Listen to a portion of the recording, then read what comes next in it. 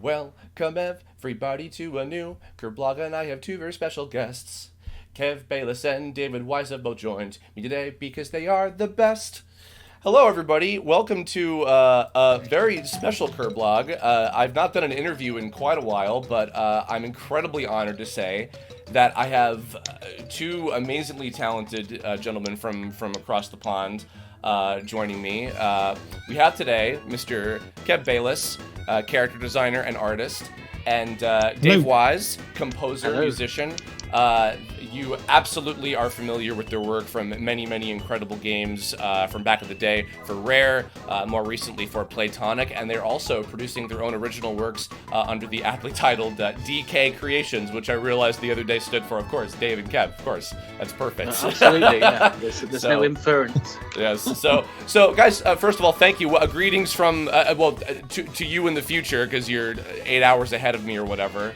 How are you? How you guys been doing? How's life in general? And I don't know how the virus land in Europe is right now with the quarantine and everything. Oh, but, I think it's okay over in the UK. It seems to be tailing out, but wait for the rest of the world to catch up. Yes, it's up and down, isn't it? We keep getting these waves. 1 minute it's up, next minute it's down. But I think we are hopefully through the worst of it now. I can only hope, because good Lord, I want to go outside and not feel scared again.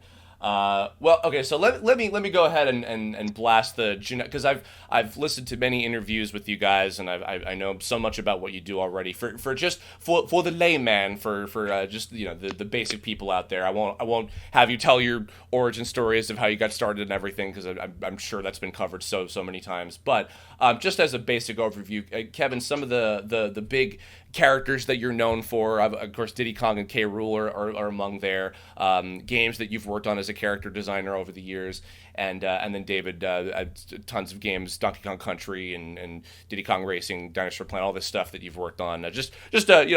Greatest hits of some of the stuff that you guys have done for all the folks out there that may not be educated. We worked on Battletoads, so remember that one. Yeah. A lot. The original Donkey Kong Country, some of the original characters like Donkey Kong and Diddy I was responsible for, and some of the concept art. Never actually did K. Rool, actually that was Steve Mayles. Oh, okay. But that was a kind of what we did. We had some characters for another project that we'd started developing a few years before, called the Kremlins, and I think we took the basic concepts of those, and then we sort of borrowed them and put them into DK. And they were sort of developed onwards from there with the rest of the DK team. But for myself, it was the main Donkey Kong model. I got the amazing opportunity of redesigning the original Shigeru Miyamoto design, and to also come up with his new sidekick Diddy Kong, which was great. The Killer Instinct series, the first two games at least, I did the designs for the characters on that, and a lot of the motion capture too, and some of the silly voices. And then, as you mentioned, Star Fox Adventures earlier on, and a lot of other sort of NES games that probably people aren't aware of, but those main big boys. Mm-hmm. Donkey Kong Country, Killer Instinct, Diddy Kong Racing, Star Fox, and the likes Perfect Dark Zero. I was involved on those. I was very lucky to be involved in them. So I'm very proud to have been involved in them. Excellent. And Dave, how about also you? to work along Dave with some of the tunes on there. I mean, the majority of the music in the early days was done by Dave, so yeah, he can probably tag his name onto most of those anyway. So. Yeah, I mean, we can start with Slalom, which is the first game. Classic, of course. Exactly. And then lots of other ones, the Battletoads, Donkey Kong Country, 1, 2, and a bit of 3. Then we went on to Diddy Kong Racing, then Star Fox Adventures, and then a few others that didn't see the light of day. Mm-hmm. And of course, you guys also worked on Playtonic's Yooka-Laylee as well, which was fantastic. Indeed. And also, I've worked on Snake Pass and Tengami and a few others as well. Excellent. And Donkey Kong Country Tropical Freeze many years later, playing the Indeed, yeah. new remix of that as well. And well, so let me ask this actually, as my kind of equivalent of the sort of origin story stuff, because I know a little bit about how you guys got started at Rare and everything in the early days. I want to ask something that I've always been a little bit in the dark about, because I've had the great pleasure of interviewing a couple other folks from Rare and around the UK and stuff. I interviewed Grant many years ago, like when Yooka-Laylee was still just an idea that long ago, and Chris Sutherland a couple years ago, and two gentlemen that I hear about all the time and all these different interviews, and of course all the Rare replay stuff you guys did and everything, are the Stampers. But I've never found any interviews with them or footage with them. I think that was back in the days when everybody at Rare was like very, very private. It's much different from how it is now, where you guys are so accessible. I could send you a Twitter DM. I only know that the Stampers were like the founders of Rare, and they were kind of the head honchos of all these big projects and everything. But they're like these faceless kind of mysterious shadow leaders in my eyes. What can you tell me about them and your guys' relationship with them and the work they did, and just, I guess, for the people out there, like I, myself included, that want to know more about like what they brought to the world of gaming for all these things that we grew up with? Shall I start? I'll absolutely. Well, I was heavily into the home computers in the UK in the early 80s, and the Stamper brothers had already sort of made their mark with that industry with a company called Ultimate Play the Game, which was the main software house in the UK that people bought the really good games from. And so they had the likes of Jetpack and Underworld and Night Law, which I don't know if you're aware of them, but they were really pushing the boundaries on the Sinclair ZX Spectrum. Mm-hmm. And so I would be playing that in my brother's bedroom, and when I got to the point where I was leaving school, I did college for a little while, and I just happened to come across an advertisement in my local paper, and it was a company called Rare Limited that were looking for an artist or artists, and so I was lucky enough to be able to get my parents to drop me off there, and I was just absolutely gobsmacked when I walked through the doors of this old farmhouse in a village in the middle of nowhere, and Tim Stamper came to the door and introduced me to his brother, and showed me around the offices, and started bringing out all of this artwork, which was the hand airbrushed work that he'd produced to create the covers of all of the video games that I've been playing on my brother's computer. And so after a couple of hour walk around, they offered me the job as an artist, a sort of junior artist, to start within a week or so, and of course I said yes. And I haven't really looked back since. But after the following week, when I began working there, Tim was great. He just started showing me how to produce the graphics and some graphic tips, and how to draw and become a better artist, because I hadn't really had any training as such, no real illustration skills other than what I did at school, really. And so Tim was quite an advanced artist, and he was also a draftsman, and he was a very creative guy. So he'd always do something better than you could do it. But he'd always sort of show you how he did that and explain what way he was going about it. And it went on from there, and we all sort of grew a little bit together with the art department, because we all had to learn the 3D and the digital side of things. And so that once we'd actually finished doing the 8-bit graphics, we were all sort of in uncharted territory, and so it was a learning process for all of us. But both Chris and Tim, they're always very helpful, very charming, and but yeah, as you say, they did keep themselves to themselves when it comes to being in the public eye. Mm-hmm. They were more interested in getting the job done rather than fame, like everybody seems to want to, myself included. We've all done it. We've done the rock band thing. We've done the let's try and do a bit of social media and get some more followers here. They were never interested in that kind of stuff. I mean, obviously, it's a different age now, and I think to get noticed, you have to take advantage of social media, but it's not really their bag. And I think they live on the moon now. They've disappeared, and long left this planet. But no, they do what they do, and they did what they did with us, and they did it really well. But they were great people to work with, and they gave us all some fab opportunities there.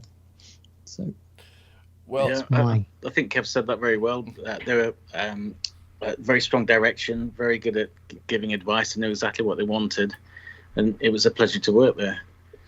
But yeah, as you say, very private people, so they didn't really need the social media aspect of it. It's changed a lot since then, because it's one way of trying to sell stuff these days, whereas way back then it was quite different. I think I can vaguely remember, if you guys have ever seen that old Nintendo Power, like 90s ass, like, whoa, Donkey Kong Country coming soon, like promotional VHS. I think that one of the stampers was on the phone talking about, oh yeah, we're doing these silicone graphics machines and making these 3D models and stuff. Yeah, and I'm like, wow, that's the one and only taste we ever would have had of those guys. My God. Well, this is a good segue. So, of course, the kind of impression I got from what many people have talked about is that they would just be like, hey, let's try a platformer, let's try a puzzle game, let's do a fighting game, let's do all, because you guys in that era, you covered just about every genre imaginable shooters and revolutionized many in the process. So when you guys were both on board, take me through a little bit of like, and Dave, I'll start with you since Kevin's just had his turn. Yes. With the basic process of, okay, we have a project. It could be anything where it's like, okay, we have it's this genre and we need this many characters designed for these purposes. We need X amount of songs composed for all these different things. What would be presented to you? Would it be like a design document of like, we need something for this many levels and this many menus and things? Like when you would start on a project from scratch, what was sort of the step-by-step deal with that? No, Tim always liked the music to be there right from the beginning. He was very keen on getting that. If you've got the music in the game, it feels like it's actually progressing and it's moving. So I was always introduced very early into the process. So I'd be presented with either a very rough version of the game, or perhaps even before then, I'd be seeing graphics, so characters and backgrounds before they'd actually even made a game. And I'd be brought in at that stage. As for the other people on the project, that was that wasn't my domain really. So I was only looking after the music. Mm-hmm. And when it came to I've seen many of your videos. I'll certainly have a link at the end to your guys' channel. Kev, you've showed a lot of your folders with many concept sketches for a bunch of different games and things. So would they just kind of let you go nuts with ideas? Did they have specific things that they would ask you for? Well, I mean, to give you an example, when I first started working for Rare, I had some pretty good equipment to work with, and they just let me get on and for 3 weeks and put some demos together. And then I presented it to them, and they said, "Oh, yeah, that's great, but it's going on to the NES, which is pretty much a glorified doorbell as far as music goes." And so my expectations were quickly moderated, and I had to get on with trying to convert that over to the very basic 4-channel NES system. So that was quite a reality call.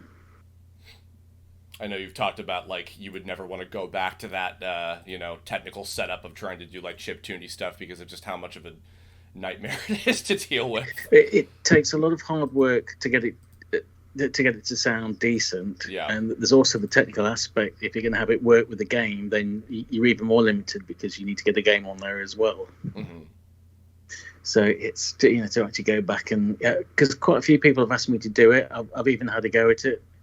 But no, it's just I don't know. I can't do it. I can't go back.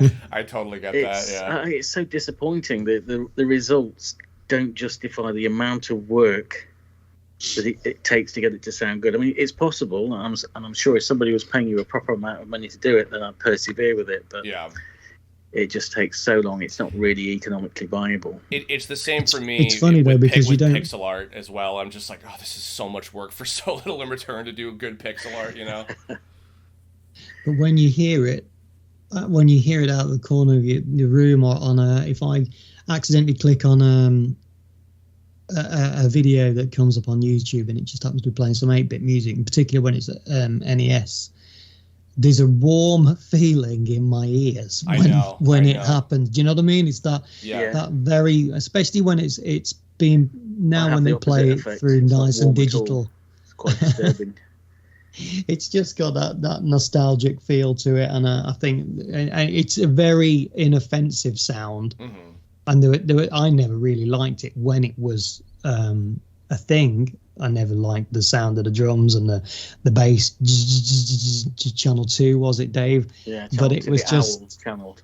Yeah, it just sort of hummed along with it. And I used to love my Commodore 64 and the audio on that. And but now when I listen back and I hear it, and you hear it's got some real good clarity to it when you compare it to all of those other machines. Although the Commodore 64 had amazing sound, there's a crispness and it's real. They didn't tend to use so many effects or little synthesized little patterns and loops. People would tend to write more of a little tune on there, and there's some amazing tunes on the NES. Mm-hmm. Some of them were Dave's too. Indeed. Some of yes, them. indeed. Although, to be honest, I was listening to some stuff from Tim Follen the other day, and it's a good job his brother was one of the programmers for the stuff that he was working on, because they allowed him far more processing. So not only did he get the 4 channels, he actually had some samples in there as well, like kick drum and snare drum. But it was really well written music, really well programmed for the NES, and I never got to that kind of level. When it comes to go ahead. Konami always had some great sounding music on the NES, the Castlevania series, and was it Bayo Billy? They always had these nice drum samples if they could get them in there on I think they had a different chip in there or something. Especially the disc versions of those with like the extra channels to make them nice and a little fuller as well. Yeah, well, we always had to fight for the extra processing. It normally landed with the graphics.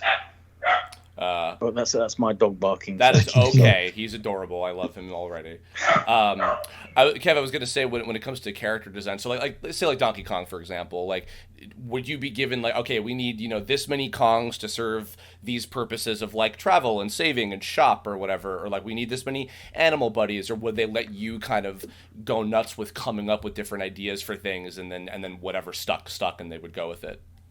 Yeah, there was a group of us putting them all together, all the ideas, but they were heavily based on post-it note sketches, just little scribbles, and then you take that away and say, well, this is what we want, develop that. And so I would get a piece of A4 paper and just start scribbling stuff down, and say I showed some of these things on YouTube, and they were really sort of rough looking sketches, because you hadn't really got that much time to spend, and there wasn't really any advantage to painting up pictures of a character which may have been 4 or 5 sprites wide, or there wasn't very much point to doing it. And nowadays, before you're going to build something, you're going to give it to somebody else to model maybe, and so they need to know what the color and what the shape of it is from all angles. But when it's a 2D sprite and it's only sort of 64 pixels high, then you leave a lot of it to the imagination, so you get the basic shape. And then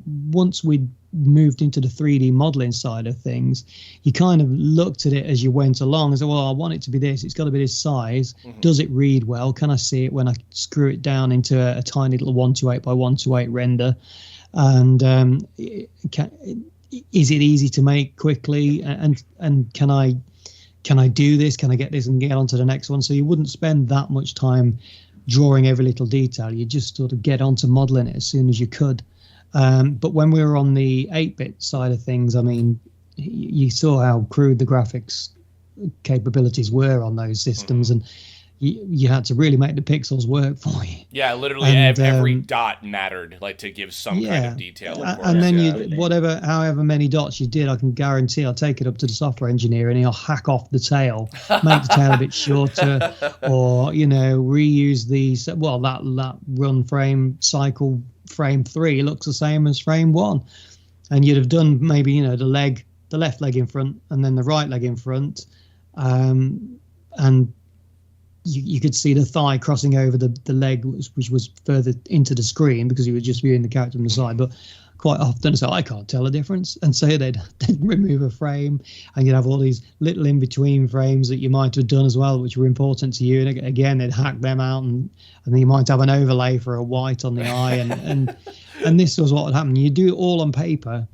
And so it was quite a lot of work to scribble it up and then put it under graph paper, trace it, work out all of the hex for it and the sprite positions for it, save it onto a disk, take it upstairs, realize that you'd made a load of mistakes, frustrate the software engineer, get hit by the software engineer, go back downstairs, 3 flights of stairs and start doing it again. He'd throw you down the flights of stairs. Better. It was hard work when it was the early days. And then we'd been crying and crying for a digital editor for a long time because we'd all used D-Paint and a lot of really crude software. I was going to ask, Liella, what kind of working relationship was with like the sprite artists and then later like the 3D modelers and things. But I guess, violence. So that's good to know.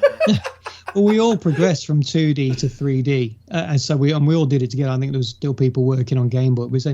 I think everybody had one of those Silicon graphics machines eventually, though, because you were going to have to manipulate graphics or convert them into different colors. And so we were supplied with a Silicon graphics machine each once Nintendo got involved with the company too. So, we were very spoiled. But in the early days, we had a book of tracing paper and a grid and a great big desk which was full of fluorescent tubes which you sort of lay across to draw your graphics, and then you'd have to go through this rigmarole of working out how it would be coded. But when we did get the digital little camcorders to digitize the pictures and then pixelate them, things got a lot easier. And then, it had to do anyway, because we were going from sort of 3 colors to 15 colors in the transparency. You couldn't have worked out all of the color data on every little sprite for Donkey Kong by hand. You needed it to move into the digital age then. And that's what we did.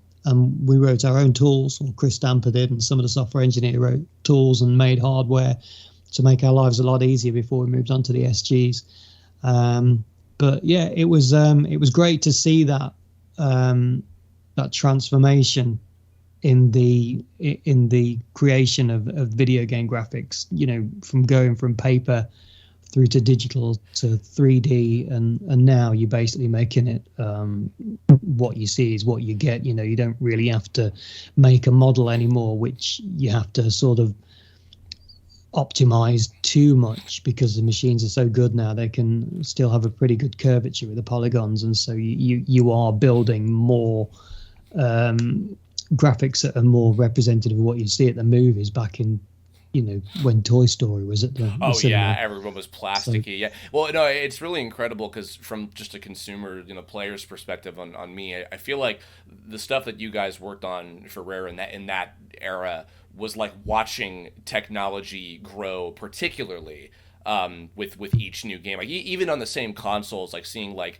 the early SNES games to the end, and then the early N64 stuff to the end, and because even we'll get to Dinosaur Planet later, but the fact that like looking at the comparison of like Dinosaur Planet transferred shockingly well into Star Fox Adventures between platforms even, and seeing like you guys always seem to be so much on the cutting edge of like pushing what this very difficult, annoying technology could do in that era, where now I just made my own first video game, and I feel like the tools that I'm spoiled with now are probably like so much more advanced than the crap you guys were stuck with in 1990 whatever.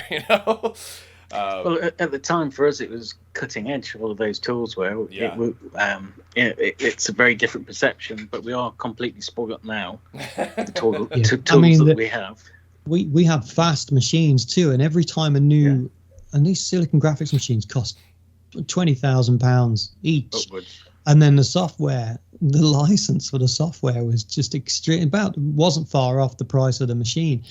And then we had a seat each, so we had this huge contract for so many seats at the company, 20-30 seats for different artists to use it, and all of these different machines. And then as soon as a new machine came out, and they replaced the old SG with a new one, and we got new machines, and the old ones all ended up in this room in the basement where the IT guys were, and there were lots of spare bits and pieces, but we couldn't get rid of them, and they were state-of-the-art machines, but they were maybe a couple of years old, and so they weren't fast enough to do or to be able to cope with the next version of the software, because the software was always improving too. But when I look at some of the, in particular, when I look at some of the Killer Instinct graphics, they were very crudely put together, because when the thing was rendered down into a 322/40 resolution, you had to make an eye really large so that because you wanted to see the pupil, and so you'd get up close to it and you'd have this polygon. Well, this everything was made of NURBS. It was all curves rather than polygons because it was then rendered. You just shove all of these primitives together, and when it was little, you couldn't see that things were intersecting. They were just, it looked like one solid shape.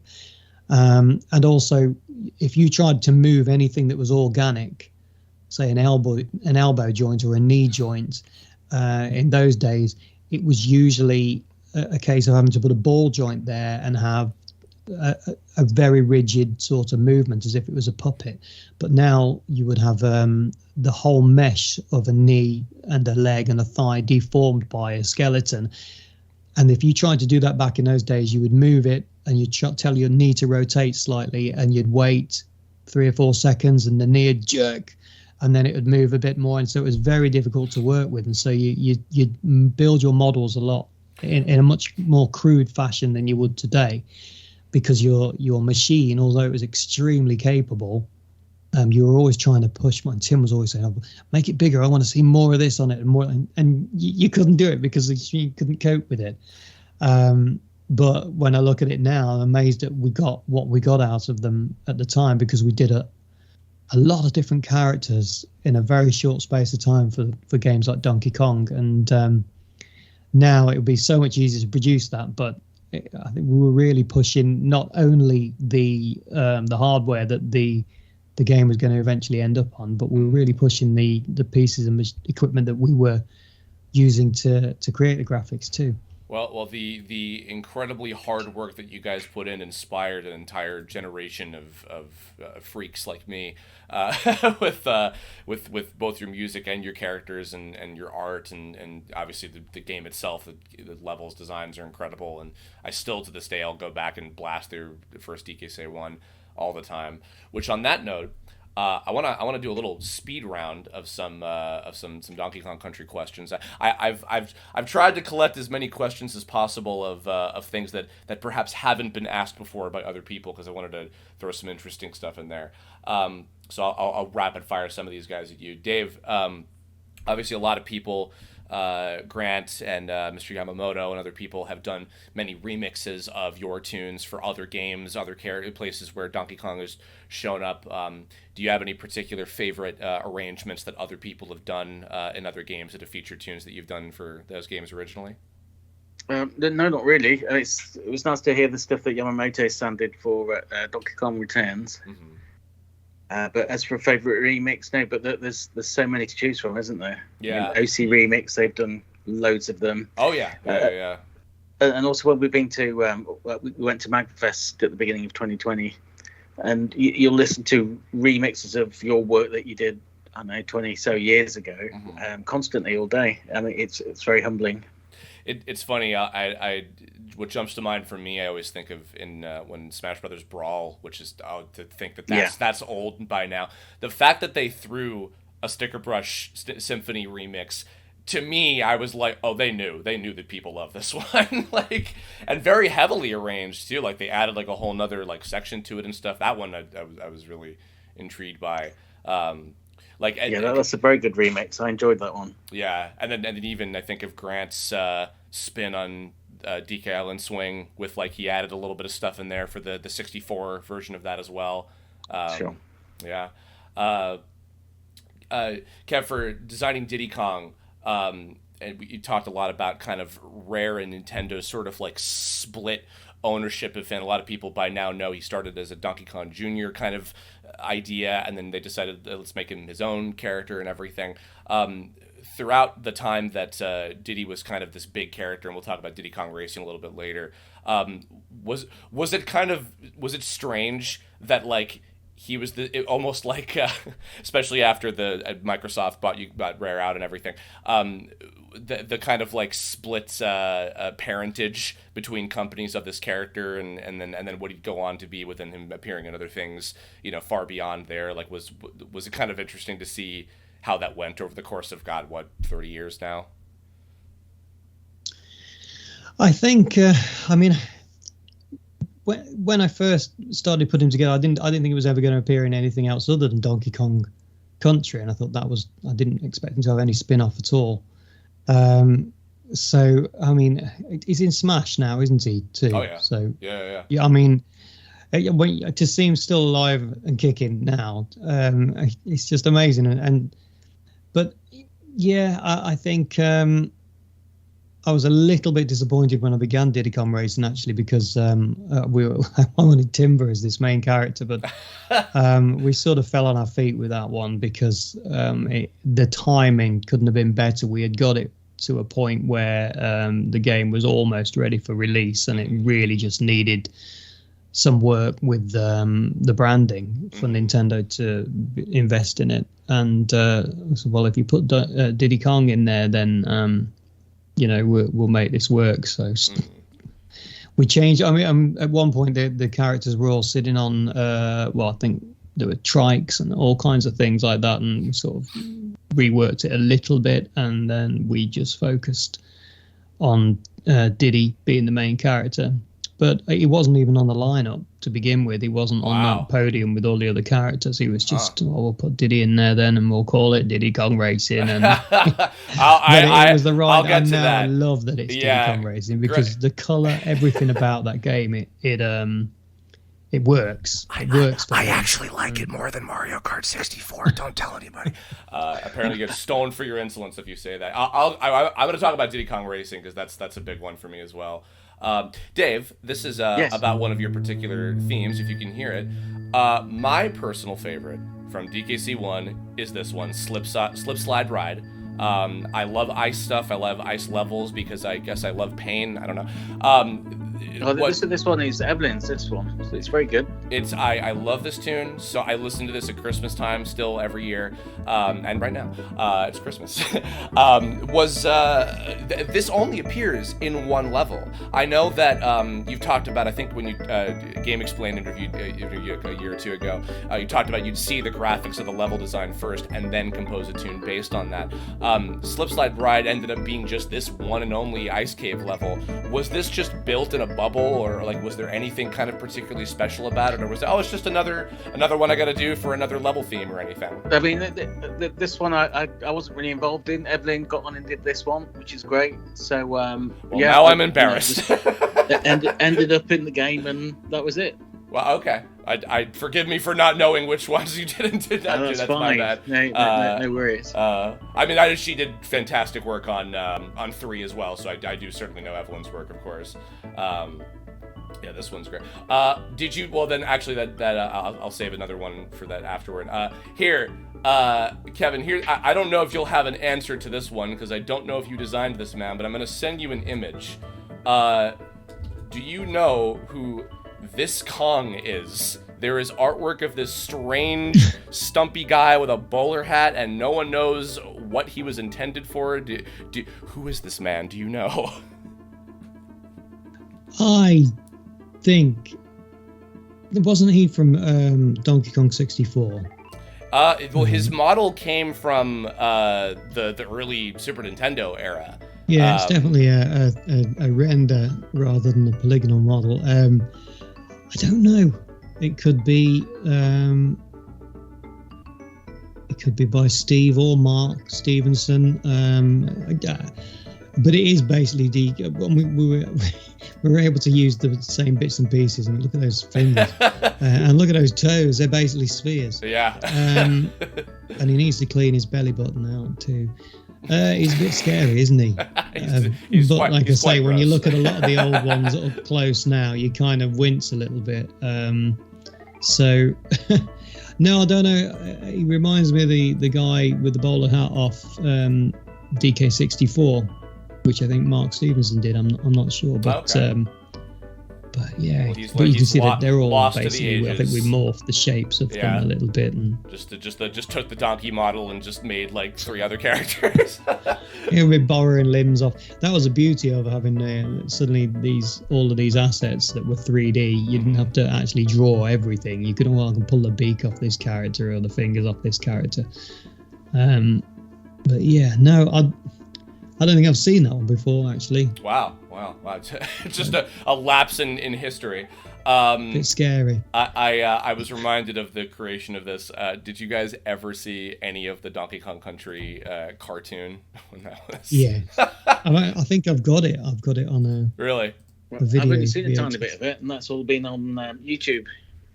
Yeah, it's all free on YouTube. I mean, like, I think people kind of like unironically or maybe ironically appreciate it now. It was a silly show, but it certainly it made me love K. Rool a lot.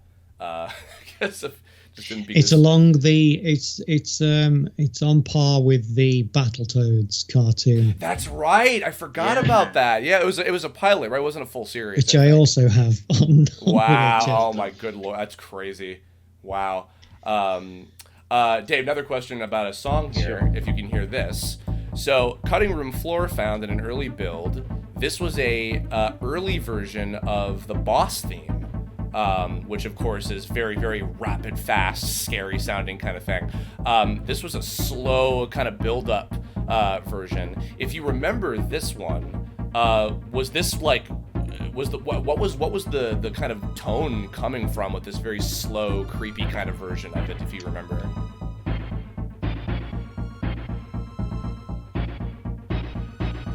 And hopefully you can hear it if it's coming through, right? I can hear it. Yeah. It was originally a lot faster than this. Yeah, this is apparently from like a beta build that somebody found in the it just gets faster actually. You get the longer it goes on, the faster it gets. Oh, okay. At the end, before it goes back to the beginning. Right. So I guess like was the change because like maybe this could be a little faster paced, a little more exciting for the bosses or whatever. Was this just like the first initial kind of pass on it? It was a long time ago. I wasn't sure this was for a boss tune. I thought it was more for a chase. Oh, okay, gotcha. Well, there were mine carts I suppose involved. Like a boss type chase tune, but we changed it for something completely different in the end. Right. Well, what it got remixed into was quite a good, scary kind of boss theme. So I love that. Here's a question. This is kind of transitioning out of exclusively the Donkey Kong stuff. Kev, you did a lot of voices for the games, but I feel like even to this day, a lot of fans are still piecing together who voiced who in a lot of things, because the only one I know for sure that you were was Tricky in Star Fox. But I've literally seen, Kev was Diddy, Kev was K. Rool, Kev was this Killer Instinct guy, and etc. If I know this is also going back, can you remember which characters and which games that you voiced throughout the years? I wouldn't remember them all, but if somebody put a list in front of me of every character that we did have voices for, I could say, no, I didn't. Yes, I did, for sure. But, yeah, so I think Bubbler the Octopus, it could have been. Somebody asked me that the other day. Really? Maybe okay. Bubbler. That's one I'm unsure about. But Whizpig for sure. Okay. Tricky, obviously. Glacius, yes. Jago, yes. Okay. That's a shame. So you were not the prototype Tricky. You were only the tiny brat version of him. I was the king, the tricky idiot, the little Triceratops, whose dad was a king Earth Walker. That guy, yeah. And where are we going? I still do that to my friend once in a while. It's funny too. Bash you up. I'll pull this up. It's funny because in the Star Fox game that follows, they were kind enough to throw in a Dinosaur Planet level. And they had some other guy. Oh God, that's loud. Sorry. Fight him, right? Yeah, some other guy doing an impression of you. I appreciate it, but you're needed here, old pal. That's Besides, Fox. I'm leaving Saria in your care. Remember. Which I found out later, Saria, that was your guys' idea. That wasn't. They didn't come up with that. That was the actual name of Dinosaur Planet. But they established that in Star Fox You're Assault. the leader here now, Tricky. I'll do it.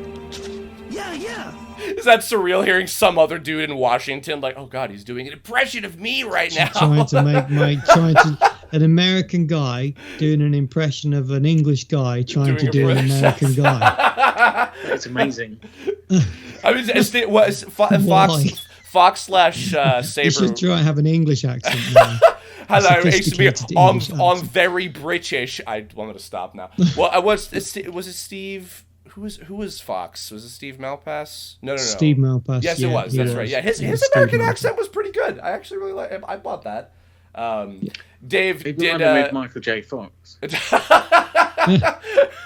Did people think that at the time? I've got no idea. I keep also people always, there's something on the internet that says that I did James Bond's voice, which I didn't do. And 007. Unless there's a grunt from somebody somewhere that was taken from another sample that I did, and it's used in GoldenEye as a get hit. Right. Yeah. But I didn't. Well, I don't remember. I mean, I could be wrong. I know that's the thing. Let's like analyze the WAVs, wouldn't you? But I really don't think that was me now. Chris and Grant would always be like, we just jump in the booth and just lay something down. It's like we don't know. Like, it was such a blur. It wasn't like an actual like proper casting kind of thing. We just had a booth. No, and some stuff, people were up for it, game for it all the time, and didn't mind getting in the sound booth. But some people were a little bit more reserved and didn't want their voice. I know Chris Seaver. I know he did a lot of stuff and like everything. Yeah, he was good at it too. Yeah. He was very good. Dave, did you ever? I mean, because I know, of course, Grant did all the time. Did you ever jump in the booth and do voices, or was that not really your thing? No. I did try. I can remember Graham Norgate. He was recording me, and I tried it. My voices are really rubbish, and sadly, Graham had the very difficult job of telling me that, no, Dave. Stick to day job. Sorry. Yeah, you do. This is not the sound design you get to do. Sorry. Exactly. So that was the end of my voiceover career. In an instant. I'm so sorry. But I had to agree. It sounded awful. Well, it's fine. I mean, there was that. I mean, because even the fact that none of you guys were really quote unquote voice actors, but there was that charm. There was that rare charm back then of a lot of those kind of performances and things. Let's talk about Diddy Kong Racing, because this is sadly a game that couldn't be covered on, of course, Rare Replay, because it's complications of that. But a lot of people know, of course, it started as RC. So you guys did the NES RC racer game. Correct. And so then this started as RC Pro AM 64, and it was intended to be before.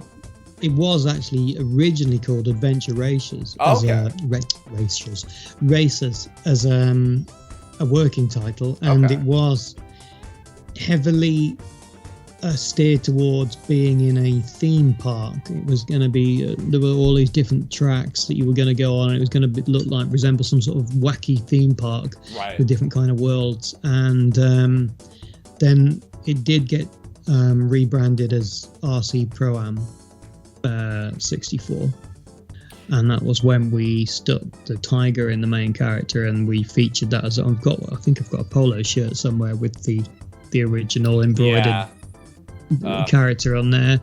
Poor Timber never got his day. He because I liked him a lot. By the way, he sounded like he was voiced by a real kid. I always like Timber. Yes, that was Joseph. Really? Oh, that's Joseph cute. Stamper. I love that. Oh, one of their kids, I'm assuming. That's cool. In fact, the laughing at the beginning is the three children. Yeah. Oh wow. We actually, Dave and I, when we were, because I'd been doing some vocal work there,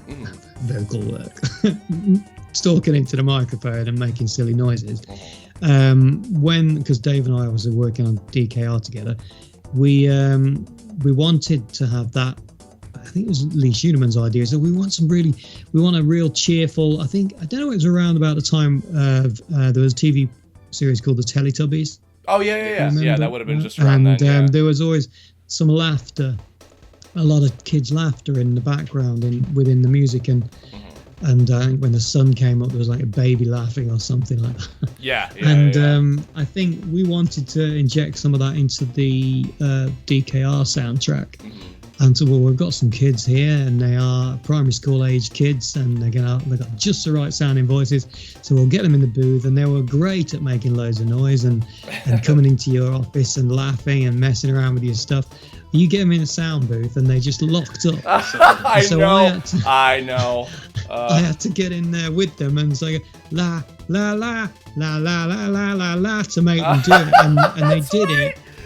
But they did it, and they were kind of out of tune, and it sounded so cool because they really did sound authentic, like kids having a good laugh. You had to sort of be there forgot. Yeah. You drive up to like the waterfall, and that little track would fade in. I loved that. Yeah, that was so cute. It's and I gotta say, managed to take the laughing too and put that in the beginning, didn't you? When the I think N64 that was Graham who did that. Yeah, Graham did all the sound effects for that game. So Graham took that and put it at the beginning, but it did work very well. I absolutely adore the soundtrack of it. I mean, I just listening to Star City right now. And it's funny because even when I play, this is skipping ahead to Tropical Freeze, I felt like there was a little bit of the Diddy Kong Racing flavor. There were some elements of that kind of poppy fun. I think there was like a minecart level that reminded me of the like versus the kind of reminded me of that one a little bit. But there's so many good Tropical tunes. Freeze, it was definitely a design decision to try and make it as happy as possible, rather than some of the more atmospheric tracks were kept away from that, really. So it's trying to get that fun element in there. So we're such a wonderful game to work on. I really. Still to this day I love that game so much. Well, I think it was another period of it was an exciting time because I'd worked on Killer Instinct and Killer Instinct 2, and I'd gotten to grips with 3D graphics, and it was brilliant because that was exciting using the motion capture and really great audio, and I loved fighting games, and so to work on that game was a dream, and then to do the sequel and an arcade machine as well rather than a silly home computer or a home console. It was a real man's game. You play big joysticks and make a big noise in an arcade with, so it was a proper game as far as I'm concerned.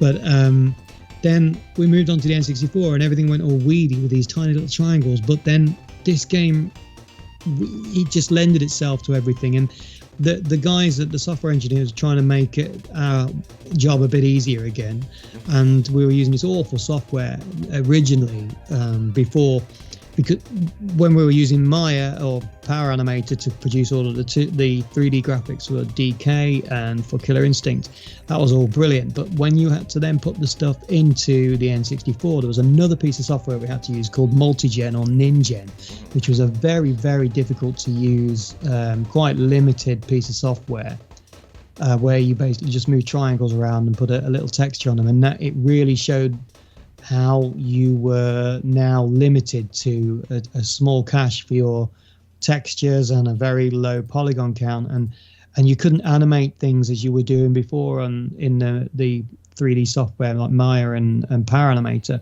So the guys wrote us some editors because they said, well, what do you want? What do you need? And I think it was Rob Harrison put together this animation editor for me, and I could put a path together. It was based on some of the software that they used to position all of the baddies and the dinosaurs walking around on the tracks. And he says, well, I can trigger some events here. If you run around, you'd put this sort of curve down and you'd place these little ball sprites around, and each ball sprite would either play a sound effect or something like that. And so then I'd get the plane or the car and I'd move it along it, and it'd move, and I could rotate the car while it was playing an animation on this path. And so it was mimicking what I was doing in Maya or in Power Animator. I can't remember which one it was at that point. But anyway, it made a really good job of getting exactly what was in my head onto real-time 3D on the N64. And I think I stumbled on that N64 rotation thing by just having the camera accidentally facing the logo. And I thought, well, I'll put the sky background behind it. It looks like it's in the air. So hang on, and so I moved this curve around it, and I made Diddy Kong in his aeroplane sort of rotate around. I thought, this works. And then we could trigger some particles with it, because if you can imagine, it's following his path. It looks like a little roller coaster, and it hit these little paths, and then all of these stars would fly up, and then you could trigger a screen fade, and it was so. easy for the artist to use it. I remember Chris Stamper coming in one day while I was putting together the little sequence where the airplane then landed on the Nintendo logo, and he just stood there and stared at it, because we all sort of kept ourselves to ourselves to develop the games at that point. And even Chris Stamper, after he left, because he was originally on the product, he was on when it was Adventure Races, and then he moved off. He came back to check on it one day and see how things were going, and he just was amazed at what we'd got with this editor, and says, "That's great, Rob's written this thing and Kev's putting this animation together, and it just goes in." And because I think that was the point where you could see how different game development had become from when we were rendering things and just putting them in basically it was like a very enhanced version of what we were doing before, but now we were using the N64 to create the graphics, so you were building it on the system rather than turning it into a picture and then putting that picture onto a disc or saving it onto a PC and then getting it into the game. But it was a brilliant time. It was a real turning point, and it was such a colourful memory, that game. It's still that game in particular. The world of that game fed my imagination. For there being little to no story other than what was in like the instruction manual about it's Timbers Island, and Wizpig comes down and he forces them to race. That was about all there was. But like, it's just something about that world fed my imagination so much at that time. The funniest part I really enjoyed doing. I loved the tricky race to the top of the mountain. Oh yeah, I think that just felt so atmospheric. Yeah. But the party at the end where they're all sort of doing the conga. Yeah, coming that's down right. And I was trying to make them all kick their legs, and it was really easy to put together with that editor. And then I remember Chris Stamper saying, "Well, nothing goes in the game unless it has to be in the game." And they pointed out the lighthouse, and he says, "What's that doing there?" I said, "Why is Kevin modelling a lighthouse?" And then I said, "Well, watch this." And then he showed what happened, and then they said the lighthouse takes you to the moon or wherever it was going, and it was just so funny. Because I wasn't going to build anything that wasn't going to be used because it took too long.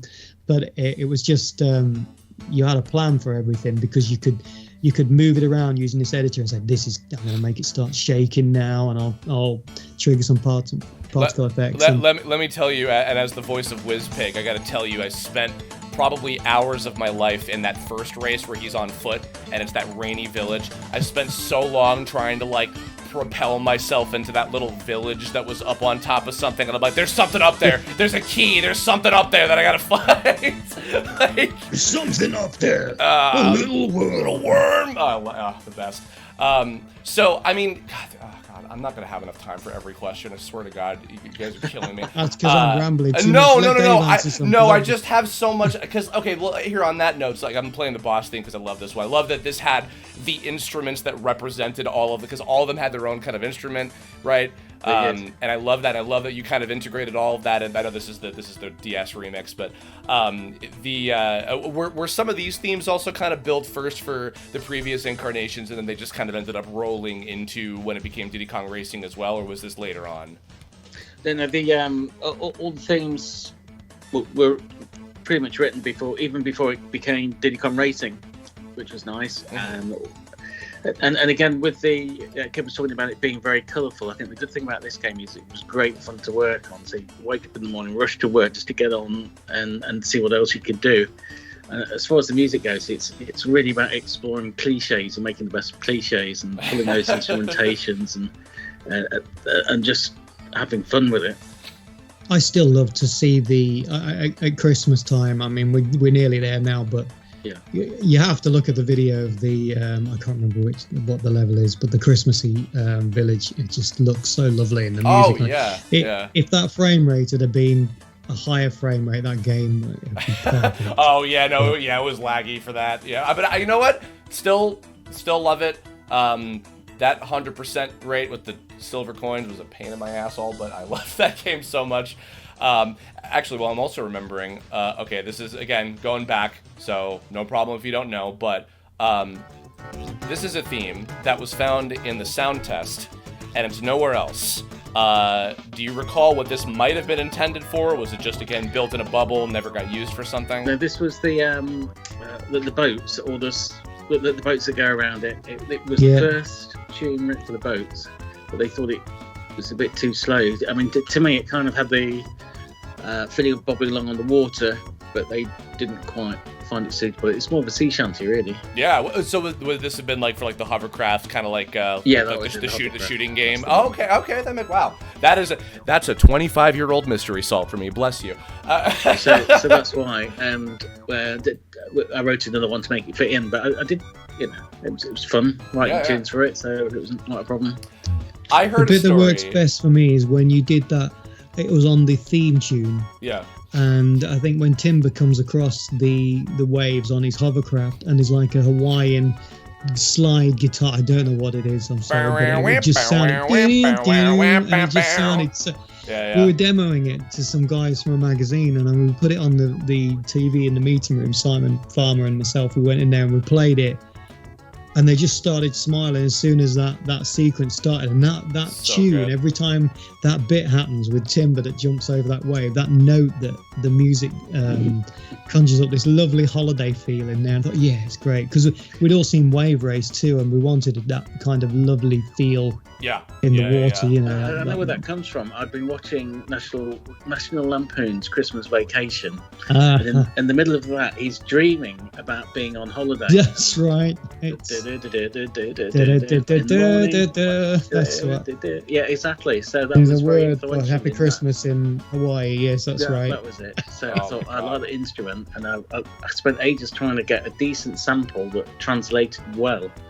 And it was about putting a performance in it, as in you actually had to really work on the sample to make it work. But when it did, you did a top job.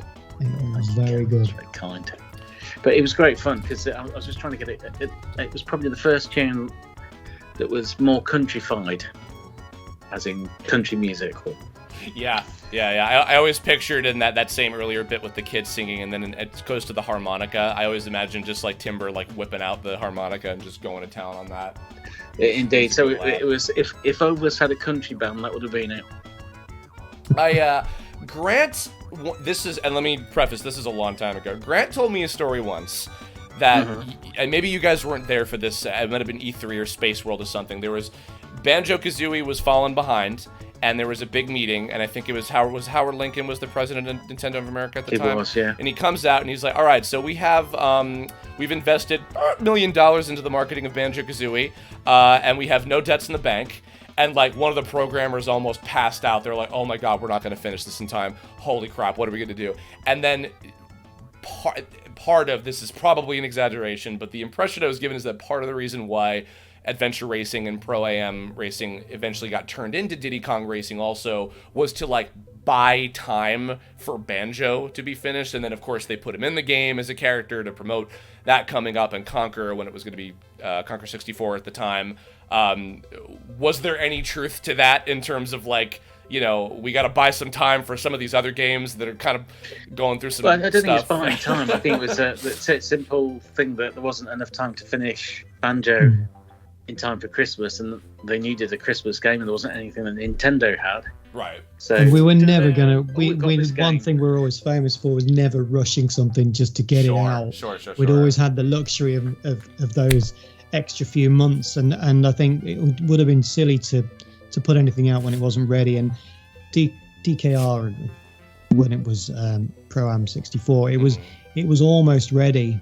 And I can remember I didn't go on that trip, but I can remember when the directors, where the other guys came back, they says this is gonna be released if we can pull it together, because there's still a lot to work left to do on Banjo, and so we can also feature Conquer in there, and so we put the characters in. And as I say, I was oblivious to this because I was still assuming it was going to be Timber in the game, and but when it came back, they says no, it's going to be, we were told, we didn't get the choice. It's now going to be called Diddy Kong Racing. I was like, oh no. So the whole rest of everything else was built around Timber and just, I'm assuming, you know, Tip Top and Pipsy, all the others, and then they just threw in those other characters like last second just for this whole Banjo, kind of rebranding thing. Wow. Diddy, yeah. Wow. Yeah, it all came together at the end like that.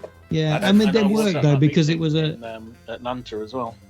They all look like they're from the same family. They all worked, you know, they were silly animals, and they were all very colourful. And just squeezing them into the. It was good because it added a little bit more dynamic to the shapes of the characters, because Banjo was quite large in comparison with DK, and it added to the variety, and it just works when you look at that lineup, that silly where they're holding up the numbers. I just love it. But, do you guys know, this has been out there for a little bit, do you know the little secret connection that, I'm sure you know of Crash Team Racing, the Crash Bandicoot, Diddy Kong Racing-esque game that Sony did. Mm-hmm. Do you know about the little Diddy Kong Racing connection that game has, that was put out there?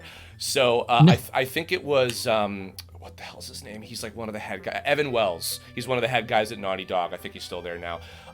When they were prototyping Crash Team Racing and just building the engine, they built a replica of Crescent Island to test the game with. And and supposedly it's not in the data of the actual game, because they were like, we can't have it, we're ripping off somebody else's work. But apparently that to think that they tested a Diddy Kong Racing level over a Mario Kart level, to me certainly says something. The creativity of that. So I remember, he talked about, because there was some game trailers video. They did like an interview with him about there was some secret about one of the unlockable characters or something, and he mentioned that. He's like, yeah, we built it with the pirate ship and everything, and then they actually made a level that was kind of like Crescent Island with the big pirate ship and all that in there too. So yeah, Diddy Kong Racing, I feel, is kind of an underappreciated gem that I don't think gets brought up quite as much as a lot of the other games that you guys worked on. It's still a very, very fresh in Dave and my minds, because as I said, we spent a lot.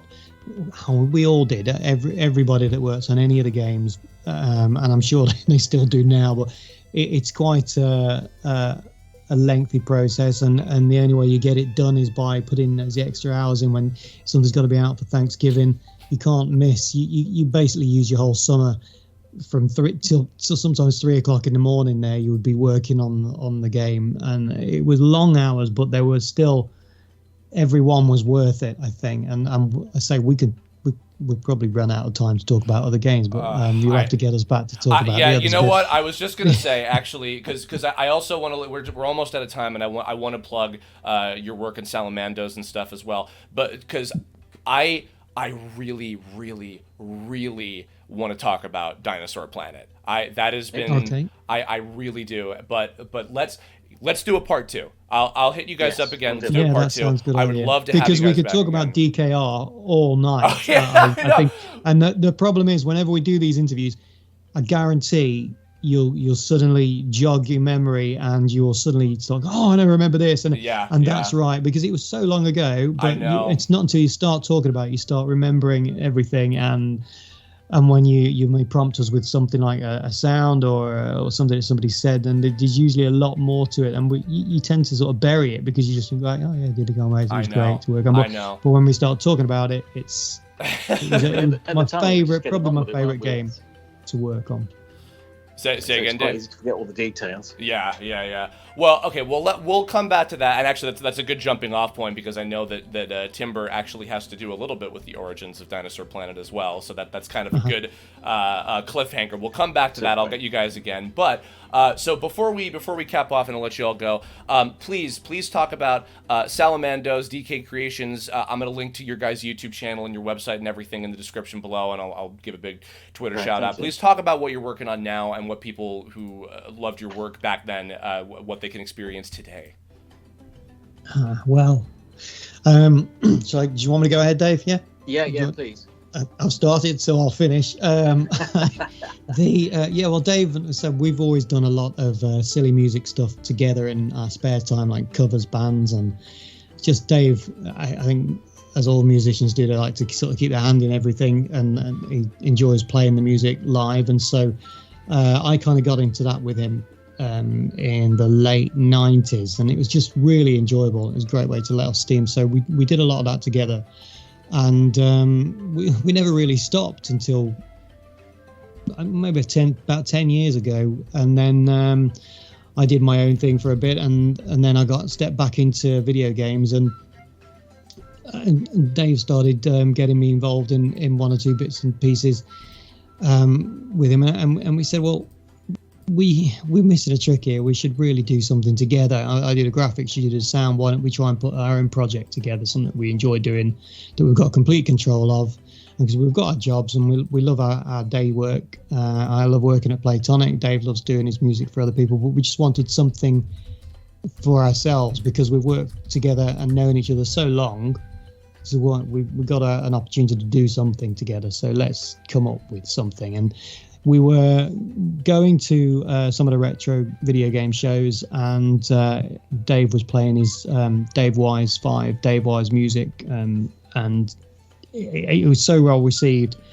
And I think I went along to one of them, and we said we can keep playing Donkey Kong Country music all day long, and we can keep playing Star Fox Adventures and everything, but we really should come up with something new too. And so we just had a quick think about it, and I said, well, we'll do something that's like a bit of a nod to what we did back in the day when everything was sort of pixelated, because that was when we first sort of met each other. And so I came up with the Salamandos characters, and then we just sort of put a simple story together while we're on a trip to, it was in Sweden, wasn't it? Yeah. We sort of developed a tune and some characters, and then we did the Mag Fest, as Dave mentioned earlier on. I think we wrote a tune in a couple of weeks and got the other guys together and quickly rehearsed it. And then I think the first time we ever played it from start to finish was about 2 days before we got on the plane over the Christmas holiday. I think we had about an hour there. I drove down to the drummer's house, and we quickly ran through everything. I thought, well, nobody knows the words, so even if we make a mess of it on stage, no one's going to care. No one's going to know what it is. But it's got to be something. And I think rather than just music, we wanted something to release, and I wanted something also for the future. Just, at some point I might not want to be working 9 to 5 all the time, and it would be lovely to work from home and do something you really enjoy still. And so we said, well, if we build upon this now and look at this as a pilot, and we sort of build up this this universe, a good way to do it is to release it in sections, rather than what we first talked about was getting a book together and getting a whole album together. But really, realistically, doing that in your spare time, you're going to rush it, and it's not going to come out as good quality as something that takes a little bit more time to produce. So we said we'll release it, and we'll get fans slowly interested in it, and it also then gives us more music to gig when we do these retro shows, and something else to talk about, and a bit of merch to sell to sort of build up the popularity for it. And so yeah, we've got Salamandos. I've just finished the comic second episode, and it looks like the rate that they're coming out, it looks like it's going to be a quarterly affair, because Dave does a few tunes, and I do sort of 6 or 7 pages worth of comic story, and pad it out with what we're also trying to do is sort of just give a little bit back and put some tutorials and some advice, and perhaps promote artists or musicians within the magazine / comic too. So people have been really good to us and supported us, so we are trying to give other people support too, and so we did the Playtonic Kickstarter for Yooka-Laylee, and I just remember how much of the time that took for everybody to manage. And we don't want to do a Kickstarter, we want to do something which is just instant. People will pay to help fund it, but we'll give them something straight away, and we'll give them the comic, and if they really want it, it'll be a couple of quid for